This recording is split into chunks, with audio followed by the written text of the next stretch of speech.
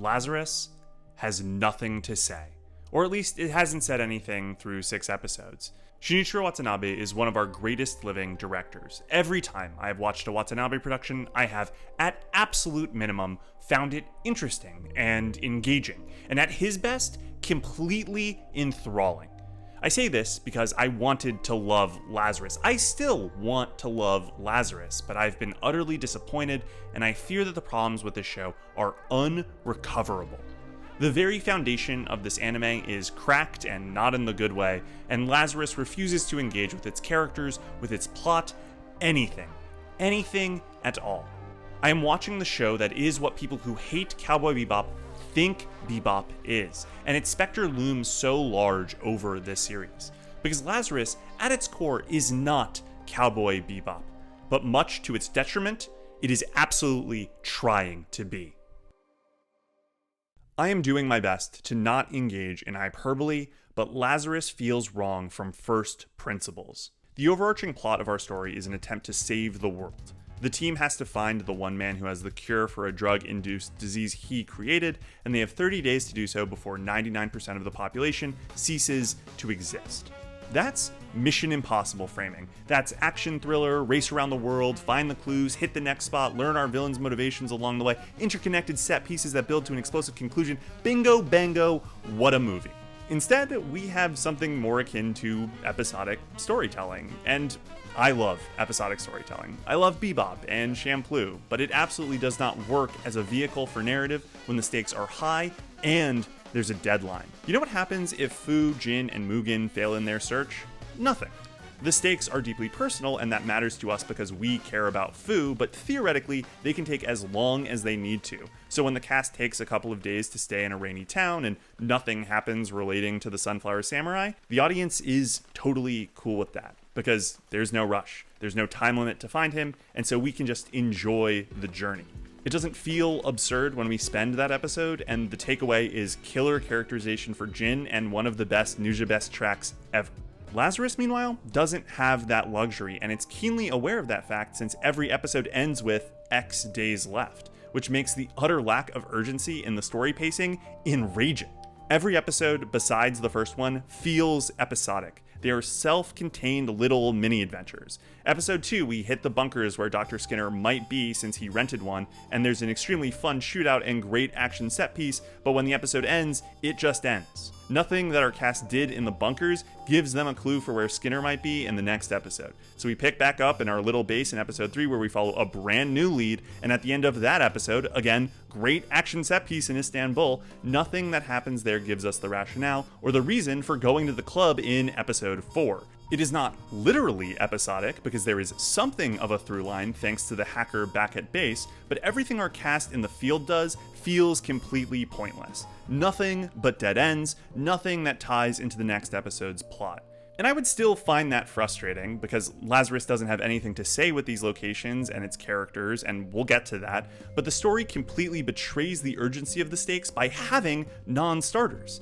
When everything our cast does is pointless, it's a choice that gives the show negative momentum. At the end of episode 6, I feel like the cast is even further away from finding and understanding Skinner than in episode 1. An insane thing to say when the plot motivation is to get him to make a cure and the consequence is the end of the fucking world. And it's not that episodic series can't do big stakes. Kekai Sensen, one of my absolute all-time favorites, has a Metropolis destruction threat in season 1. But when the time comes for it, they do multiple episodes on it in focused structure and set up the background pieces in previous episodes sprinkled here and there to tell you that something is coming down the line. The problem, as I see it, is that Lazarus episodes are set up as though they are standalone missions, a la Bebop, when in actuality, they are not, because everything has the same end goal.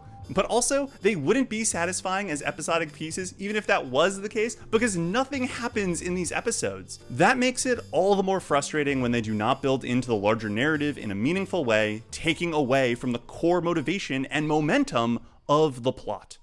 But I would be lying if I said that was my main issue. I personally can deal with episodes that don't further the plot as long as the stories themselves are interesting, but Lazarus is not interested in its story or in its characters. Hell, it's not even interested in its core conceit. The only thing Lazarus is interested in is action set pieces and its aesthetics, and you know what? I'll be positive where I can. It is phenomenal on those axes. I have been binge listening to Kamasi Washington's work since episode 1 dropped, and while I will always stand Yoko Kanno to the grave, I've never doubted Watanabe's composer picks, and every track in Lazarus bangs endlessly. The fights and parkour are a pleasure to watch. You can tell Chad Stahelski's John Wick experience is being used here, because it's playing from the same sheet music, and why not when it's as good as it is? There is a lot to like about the direction here. The use of perspective shots in parkour sequences are cool. The way the world's aesthetics of futuristic, grunge, pop all blend together to give a real sense of class striation. The animation team gets a lot of credit for me in how fluid it all looks, but it's all in service of nothing. It's too much of a compliment to call the cast caricatures because that implies that they have some semblance of personality. No, they are first draft outlines. Character art with a few bullet points of what could broadly be described as traits. The Lazarus team has the Suicide Squad motivation. They have to do it or they're dead, and have wristbands on that'll shock them into unconscious or burn their hands off if they don't follow orders on top of that. And not one of them has a single intrinsic motivation towards their end goal, so effectively, they're doing the thing because the plot requires them to.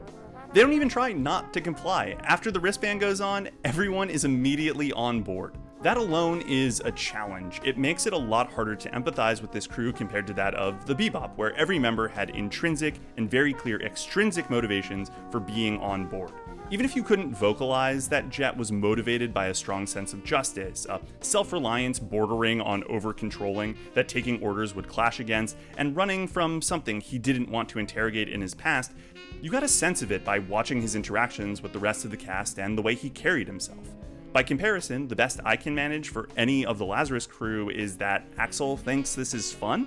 When I say Lazarus is what people who hate Cowboy Bebop think Bebop is, Axel is the pinnacle of that. He's very Spike-coded in terms of flashy fight choreography, the character design coming off as cool, but he differs from Spike in one really important way. He lacks the inner depth of character.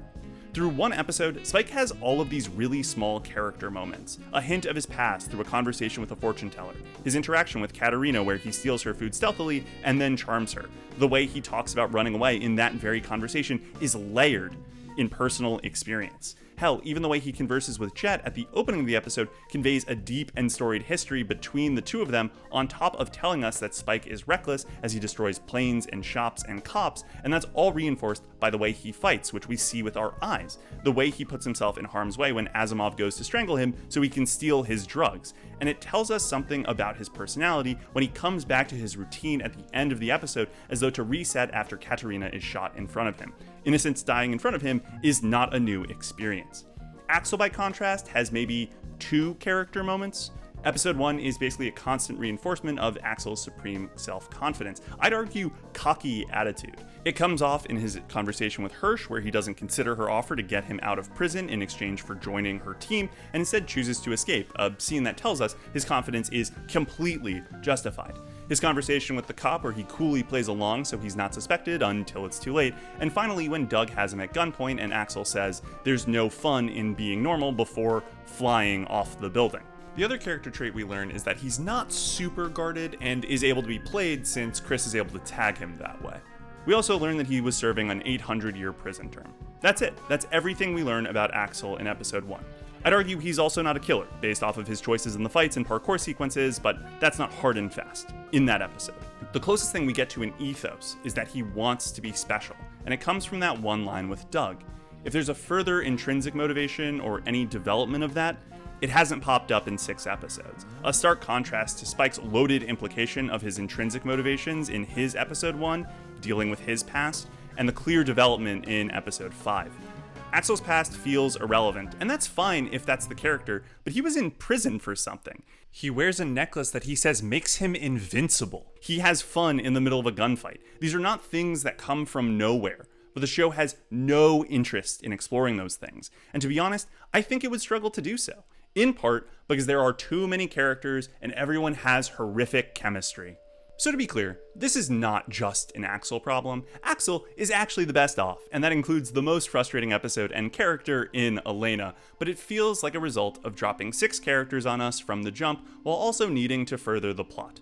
Cowboy Bebop starts us with 2 on an episode that doesn't build into the larger whole. We get a lot of character moments, as we discussed before. Champloo does 3 and launches our quest. Lazarus does 6. One of those characters is not core cast and also launches our quest. And while Axel obviously gets the bulk and a character like Elena basically gets nothing in episode 1, Doug gets a handful, Hirsch gets 3, Chris gets 3, and they all tell us like a scrap, but nothing substantial. Leland standing in front of a grave and dropping out of college to be chided by Chris for his outlook does not motivation make. The following episode, same kind of vibe. Everyone gets a beat. Chris throws Axel out of the car because she thinks he's a murderer. Elena is revealed as a big shot hacker. Everyone's done crime, and this team's just been formed. So they're all new to each other, except for maybe Chris and Leland. They have a holdup and an awesome fight, and no one talks about anything with each other.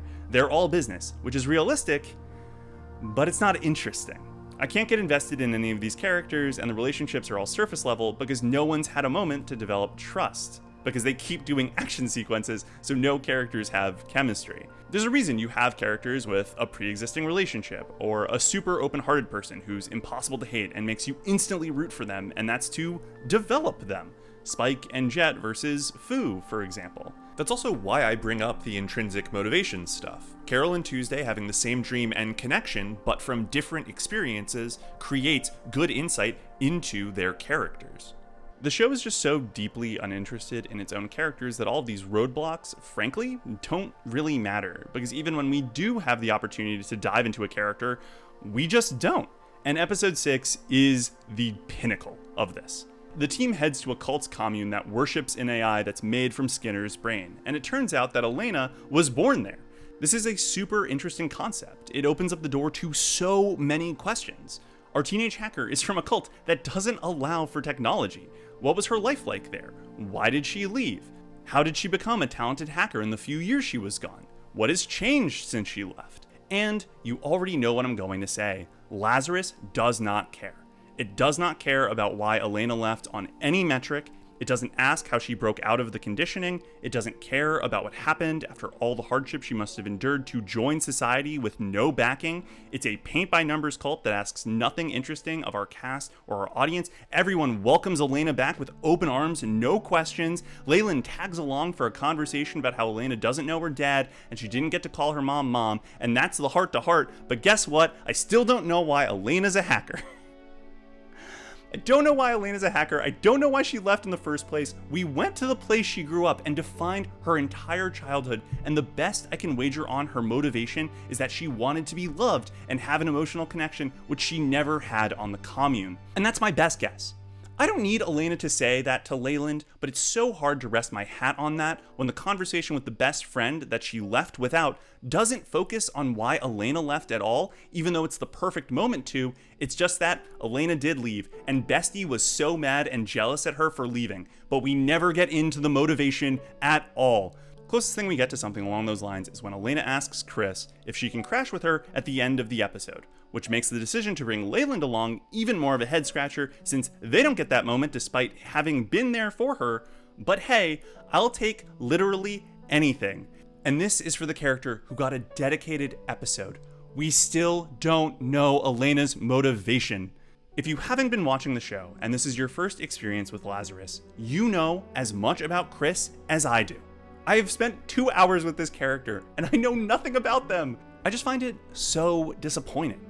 It doesn't matter how excellent the combat scenes are if I care nothing for our characters engaging with them. The stakes are world-ending, but I care nothing for any of our primary cast who are trying to solve it.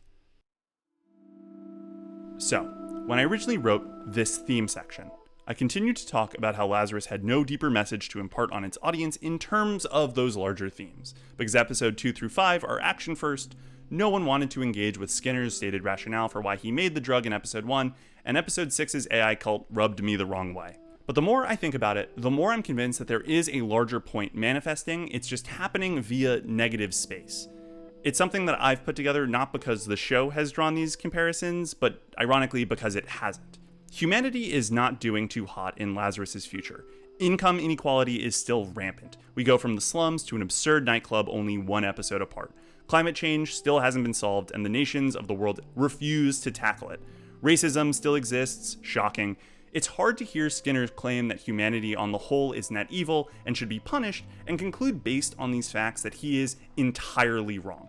However, Lazarus is, in the negative space, making a counterpoint against that, because individual people in the show are immensely kind. Jill looks out for the people in the slums. Doug's old professor stuck up for him against the racist asshole. Skinner's grandmother is a caring woman who treats total strangers like her own.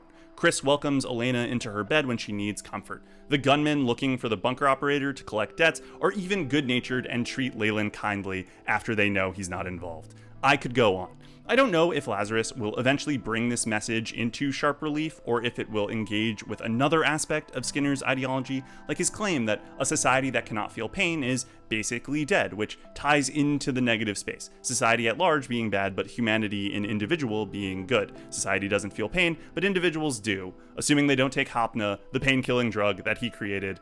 It's not exactly a clean fix, but that's also completely fine, because it's completely fine if Skinner is a massive hypocrite as long as we have something to engage with beyond just, we need to save the world. My concern, if you can even call it that, is that the negative space is where I'll be left to find meaning for the entire show's run.